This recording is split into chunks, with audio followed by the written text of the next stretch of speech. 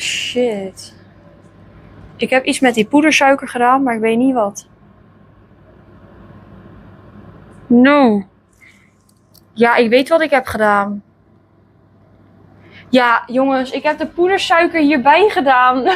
Terwijl er een eetlepel bloem in moest. No. Nee. Werkt het nog om er bloem bij te doen? Denken jullie? Zou dat werken? Want dat is misschien ook wel de reden waarom het gewoon niet dik wordt. Ik ga er bloem bij doen. Oh, ik ben zo fucking dom. What the fuck doe ik? Ja, ik ben zo ontiegelijk dom. Nou, daar gaat mijn hele recept. Ik zweer het je. Het gaat toch niet werken? Ja, ik moet nou ook gaan roeren, ook want het wordt dik ook. Holy shit.